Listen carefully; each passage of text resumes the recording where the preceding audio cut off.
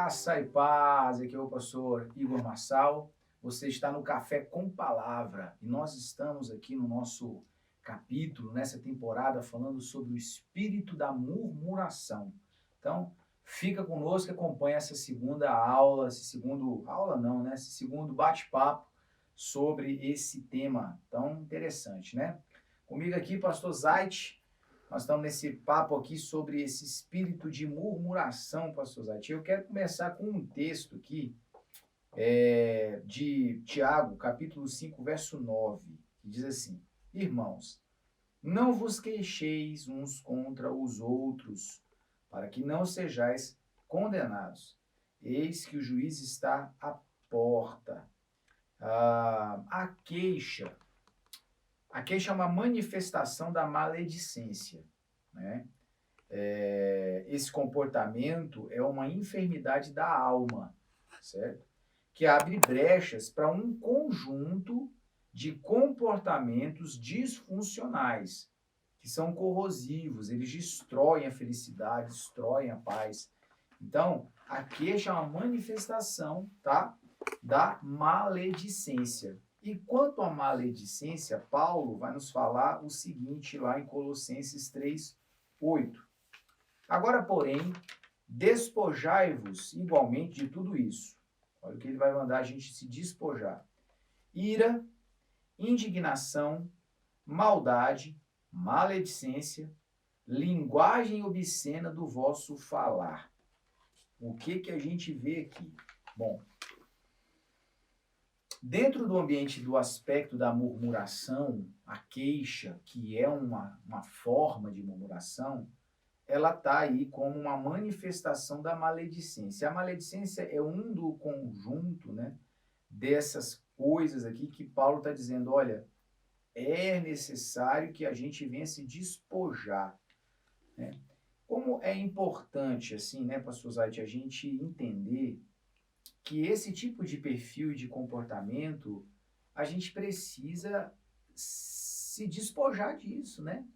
Mandar isso embora. Tem gente que convive de uma forma muito pacífica com esse espírito queixoso e aqui na relação uns com os outros. Então, acha isso, alguns chegam ao excesso de ver esse comportamento como algo espiritual. Chama de discernimento, né? Só que a queixa um contra o outro, como aqui Paulo está mostrando, é uma das características da maledicência, né? Como isso assim, é prejudicial à vida comum do corpo? O quanto isso na sua opinião, ruim, assim, degradativo à vida ao convívio, né, entre os irmãos? É totalmente prejudicial, né? Porque se começar a se queixar do irmão, é você estar, ao invés de trazer proteção, que é o que o corpo de Cristo ele precisa, que os membros eles protejam um ao outro, que deem segurança um ao outro, a pessoa começa a descobrir aquela pessoa falando mal dela, né? Ou se queixando de alguma coisa que ela ficou inconformada. E a palavra de Deus diz, né, no Salmo 20, não lembro agora se é o 26, ele pergunta, né, quem subirá ao monte do Senhor? Quem estará no seu tabernáculo eterno, né? E aquele que não difama ao seu irmão, né? Então, a queixa também, ela entra nessa questão da difamação, né? Que é Totalmente. falar mal, né, uns dos outros. E nós temos que evitar isso ao máximo, tirar isso do nosso procedimento, do nosso comportamento, porque às vezes é algo até aprendido, né? Sim. Nós trazemos da nossa cultura ou mesmo algo da nossa família, né, que já tem um costume.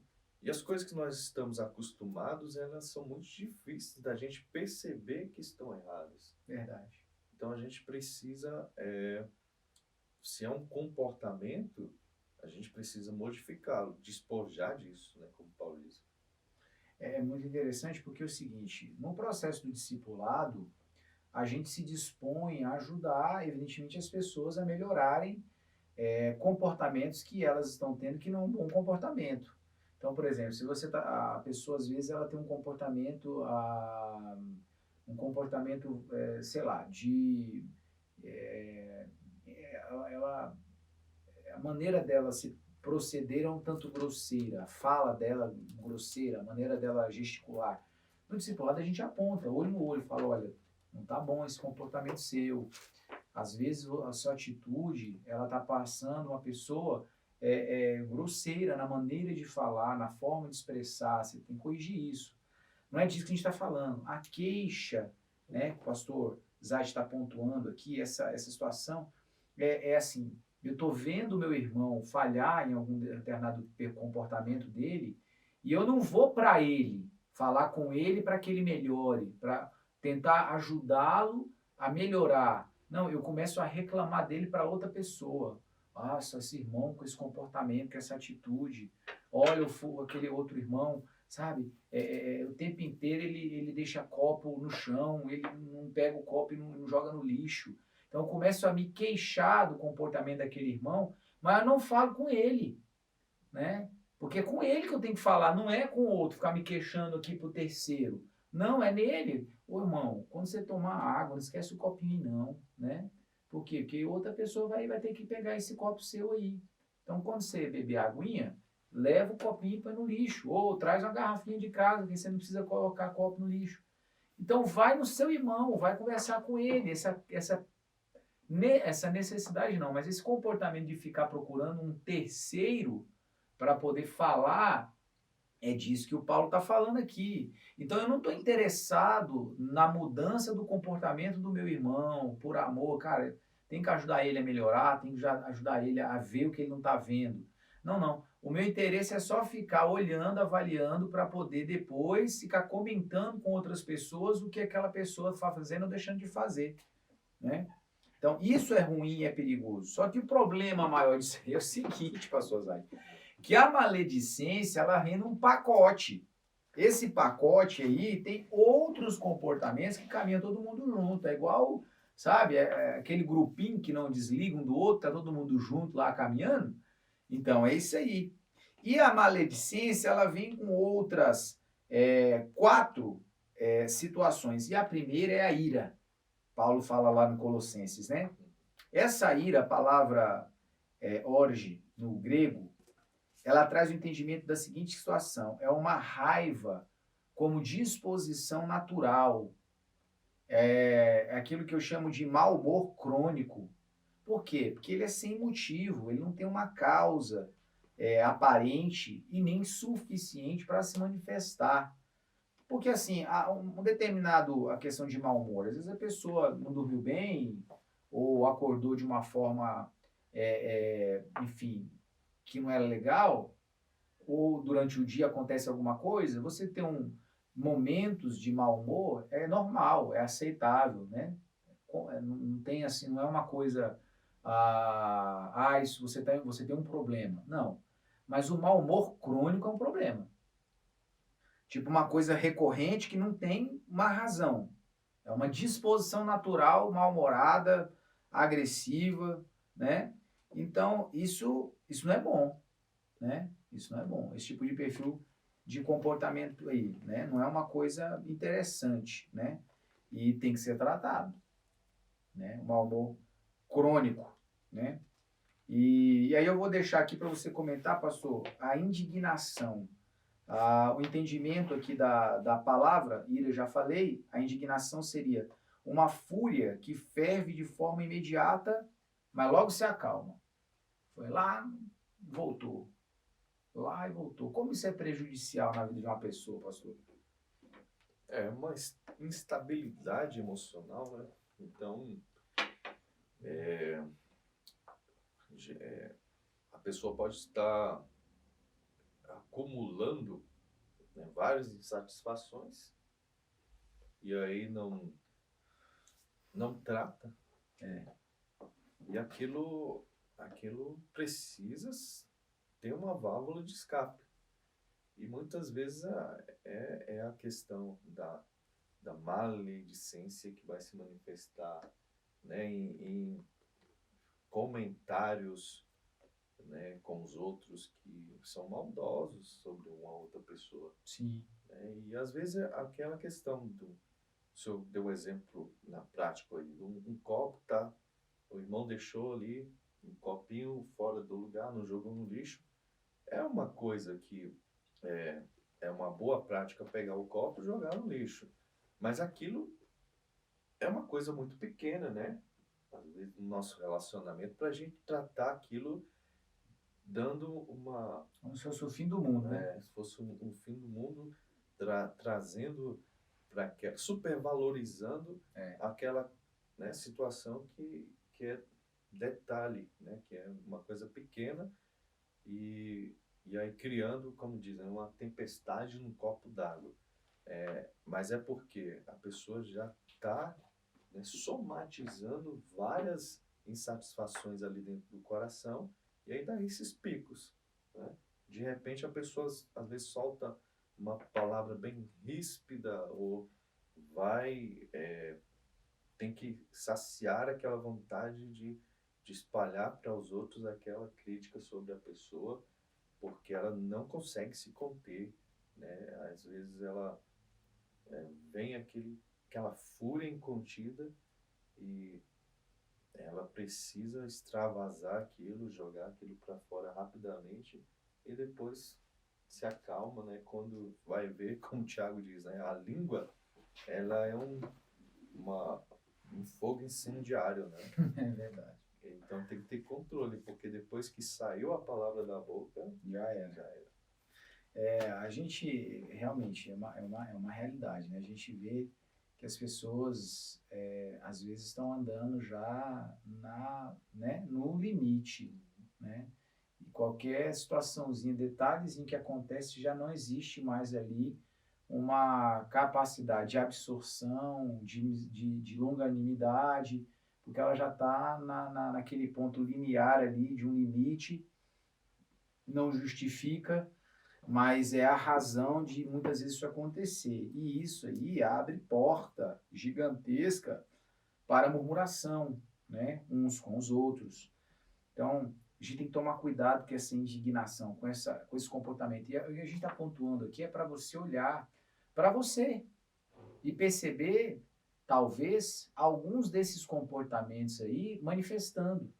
E se alguma desses comportamentos você percebe em você, você tem que ficar atento, né, com os olhos espirituais abertos, porque esse espírito de murmuração, a gente vai falar no próximo capítulo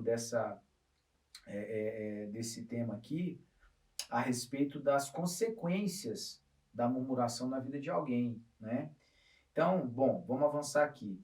Uma terceira característica é a maldade. E essa palavra, ela é forte, né? É uma palavra forte, né? Kákia. E só que essa maldade aqui é o seguinte, ela fala de uma malícia, né? Sobre um desejo de injuriar. Então é uma inclinação a prestar atenção nas outras pessoas para avaliá-las, medi-las, pré-julgar seus comportamentos, suas intenções. Esse comportamento ele pode ocorrer até mesmo de forma inconsciente, né? Como um comportamento aprendido que já condicionou seu ser a agir dessa maneira. Então, não é nem porque a pessoa está de caso pensado, não, eu vou ficar filmando todo mundo para poder prestar atenção no comportamento das pessoas. Não é nem uma coisa de pensada, mas de forma inconsciente, por um comportamento aprendido que não foi tratado, a pessoa desenvolve esse tipo de comportamento aí. E aí começa a andar, todo lugar que ela vai, ela está só medindo as pessoas, né? Prestando atenção em cada passo, em cada etapa, em cada comportamento, se a pessoa levantou a mão, se não levantou a mão, se a pessoa sentou, se ela não sentou, se ela ficou em pé, se ela não ficou em pé, se ela ofertou, se ela não ofertou. Ela, esse tipo de perfil aqui é o que Paulo está falando aqui nesse aspecto. E a gente tem que se examinar. Peraí, eu não estou aqui para ficar cuidando da vida de ninguém, não. Eu estou aqui para cuidar da minha vida, né? Para prestar atenção nos meus comportamentos, não nos dos outros. Não no que as pessoas estão fazendo, falando, deixando de fazer. Esse é um aspecto. Um outro importante aqui é o pré-julgamento da intenção. Ah, não, o irmão levantou a mão para adorar. Está querendo aparecer. Não. Ali é porque ele quer sair bem na foto, que a irmã está tirando as fotos lá do culto, ele tá querendo. Então, assim, a gente.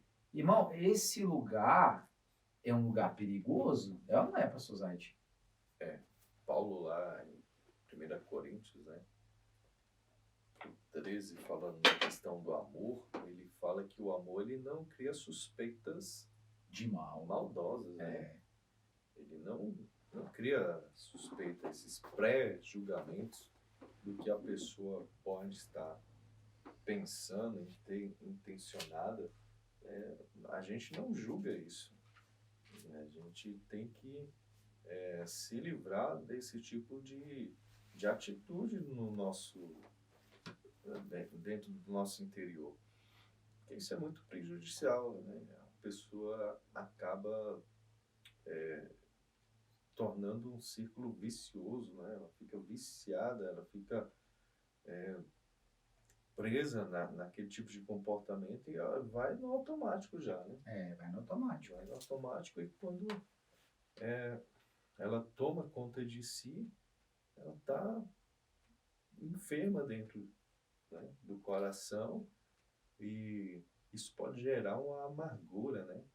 Vai criar um distanciamento dos irmãos e a outra pessoa não sabe nem por quê, não sabe que atingiu a minha pessoa, por exemplo, a outra não sabe nem que fez alguma coisa para me machucar para ela poder vir tratar comigo. Porque eu pensei que ela estava agindo de tal forma, né? Eu criei uma intenção para ela e ela nem sabe disso. É interessante isso, né? Eu criei uma intenção para ela, né? Isso é impressionante, porque a gente se coloca na condição de Deus, de avaliar o coração e a mente de alguém sem ter qualquer acesso a esse lugar. Irmão, como eu disse, às vezes esse tipo de perfil de comportamento é algo que você é inconsciente, mas você não pode usar disso como desculpa para continuar fazendo. A autoanálise aqui, a autoavaliação do que está sendo exposto é o que você tem que fazer. Peraí, eu não quero entrar nesse lugar de ser dominado por esse espírito de murmuração e ficar criando intenções porque eu vi irmão ali fazendo. Irmão, pelo amor de Deus, cuide da sua vida. Cuide da sua vida, sabe? Cuide do seu culto. Vá lá prestar o seu culto, vá prestar a sua adoração, sabe? Cuide da sua forma de agir. Deixa o outro, Deus tratar dele lá, sabe? E o discipulador dele. Então, se você não é o discipulador dessa pessoa, eu tenho um grupo que eu discipulo aqui que é grande. Eu não fico filmando ninguém para ver o que a pessoa está fazendo, não. Sabe? Porque eu não acho que esse é o meu papel. A gente trata, evidentemente, as coisas, mas eu ficar examinando e vendo, deixa eu ver o que o pastor Zaid está fazendo na hora do culto ali. Deixa eu ver se ele está levantando a mão. Deixa eu ver se ele fechou o olho para orar. Não, pelo amor de Deus, sabe? Não é isso que se trata, não. A gente tem um papel de ensino, de fundamentação, mas a resposta é individual de cada um. Então, não entre nesse lugar, porque esse aqui abre porta para murmuração. Daqui a pouco começa a murmurar, reclamar, né? Falar coisas sem pé nem cabeça. Então, não entre nesse lugar, tá? Não entre. Corrija. Pastor, eu não consigo, é mais forte que eu. Consegue sim, repreende esse demônio, coloca a mão na sua própria cabeça, fala, sai em nome de Jesus. Você tá entendendo? Mas, sabe, não, vou ficar na minha. Reeduque o seu comportamento. Reeduque, tá? Um último item aqui que Paulo vai dizer é a linguagem obscena, né? dentro desse ambiente aqui, que a maledicência está dentro dele, nós já falamos sobre ela, que é a linguagem obscena. A palavra aqui, de palavra né, esse termo, palavra, linguagem obscena, quer dizer o quê? Fala sobre um discurso baixo, uso de palavras depreciativas e até mesmo de baixo calão, ao se referir a outras pessoas, sabe? Então, dentro desse pacote entra essa linguagem aqui, que é uma linguagem que a gente começa a ser, não começa a ser, deixa eu ver como é que eu vou expressar isso aqui. É uma linguagem que esse tipo de espírito de murmuração vai querer nos proporcionar ter a respeito dos nossos irmãos, de depreciá-los, né? De diminuí-los, até mesmo de proferir palavras de ofensa, sabe? Ao se referir ao seu irmão, ao se referir a uma pessoa que, por causa da sua análise, né, ela não merece um tratamento mais respeitoso. Mas olha, o que dizer disso, sabe? Onde a pessoa, ela começa a pensar, ou que ela começa a tratar o outro com palavras depreciativas, palavras ofensivas, muitas vezes, que inferioriza, que deprecia. Sabe o que é? Essa pessoa não considera que o outro mereça um mínimo de respeito. O que você acha que acontece nesse ambiente aí? Tem a ver com o quê? Com a ferida na alma? Qual que é a sua visão disso aí?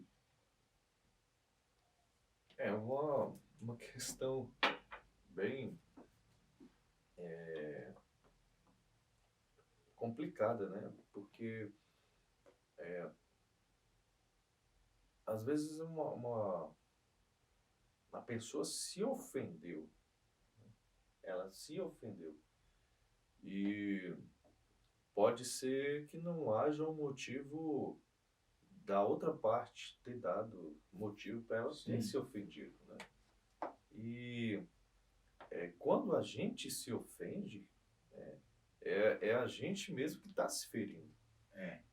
Então, é algo que a gente provoca em nós uma insatisfação que ela vai tomando um diâmetro, uma proporção que se torna uma ferida em nós.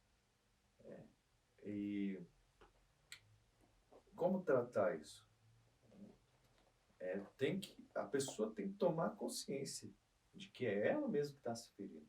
Ela está ofendida porque ela mesma provocou aquele sentimento nela, né? E a questão aqui é a gente pensar como a palavra de Deus diz que nós devemos dar honra ao nosso irmão, né? E a questão de você usar palavra a palavra depreciativa,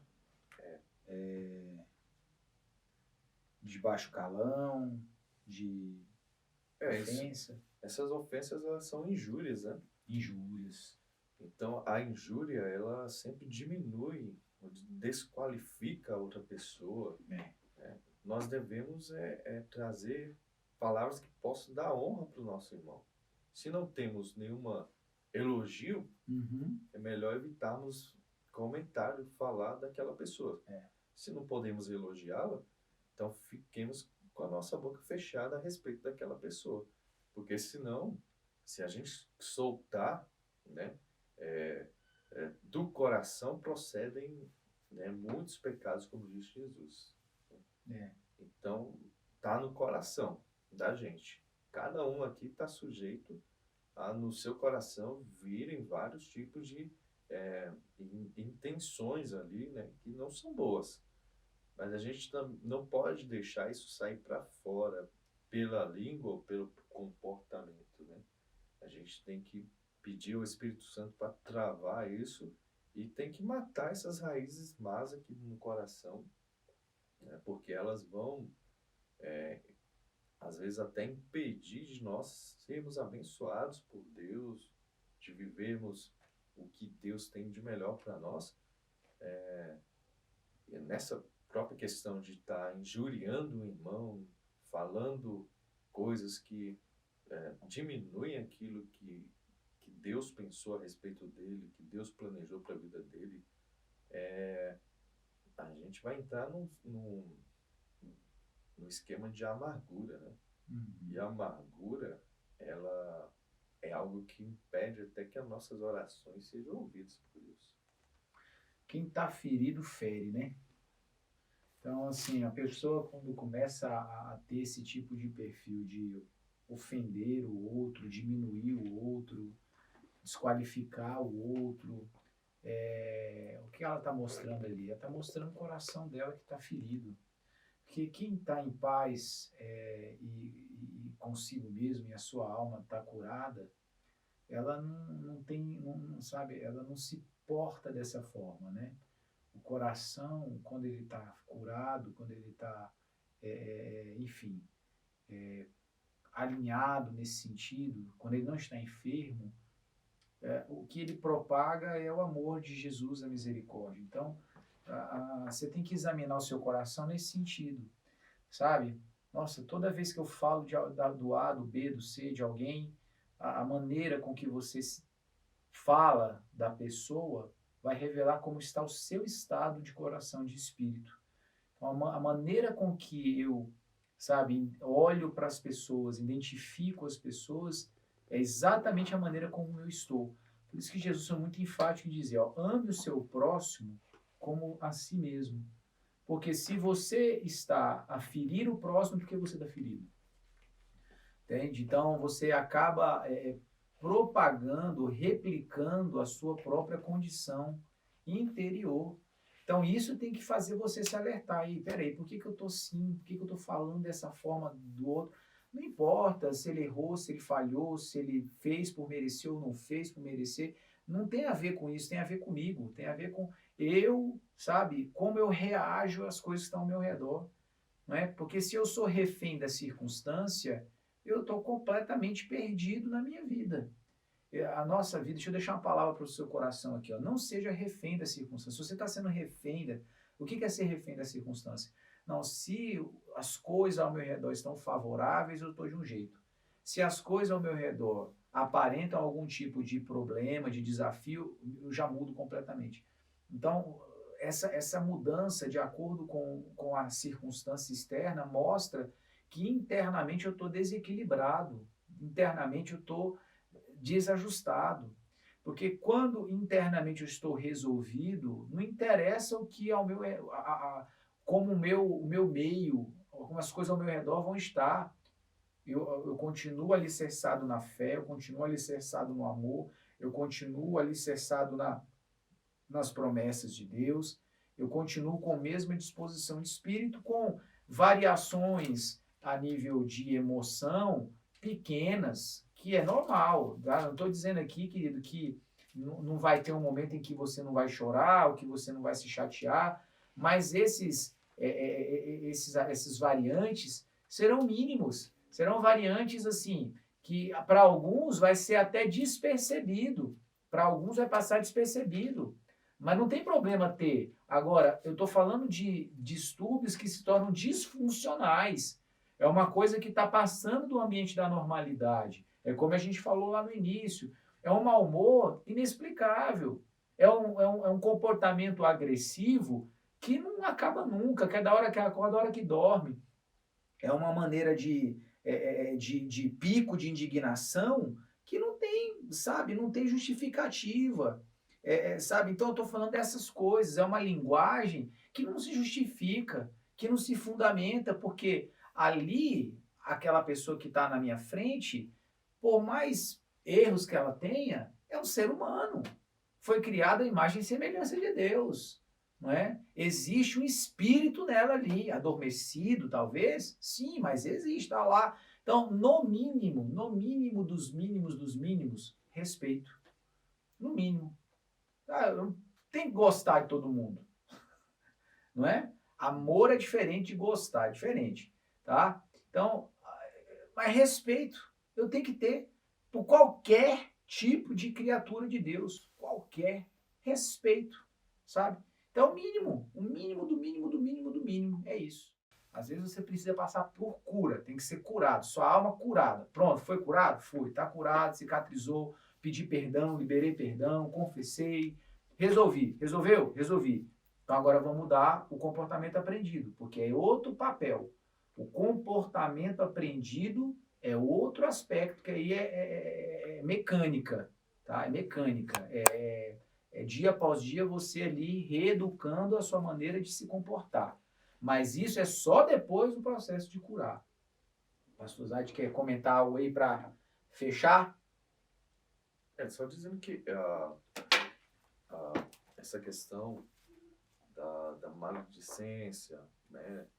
Essa ira incontrolável, Indignação, maldade, isso são cativeiros espirituais, né? Ah, é. E o que é um cativeiro? É um local onde você fica preso. Você fica impedido de prosseguir para abençoar e de ser abençoado naquele local. Os demônios, eles ganham uma vantagem sobre você, sobre nossas vidas, quando estamos presos nesses lugares, nesse cativeiro espiritual, onde nós ficamos paralisados espiritualmente. É isso aí, irmão. Como é complicado, né? Esses cativeiros aí. E não é o que Deus tem para você. Deus nos chamou para liberdade. Amém? Então, que o Senhor opere dessa forma no meu coração, no seu coração, no pastor Zayt, em todos nós. Então, observe o seu comportamento e que o Senhor nos dê graça para poder vivermos um novo tempo, em nome de Jesus. Amém? Deus abençoe, fique na paz, até o próximo vídeo.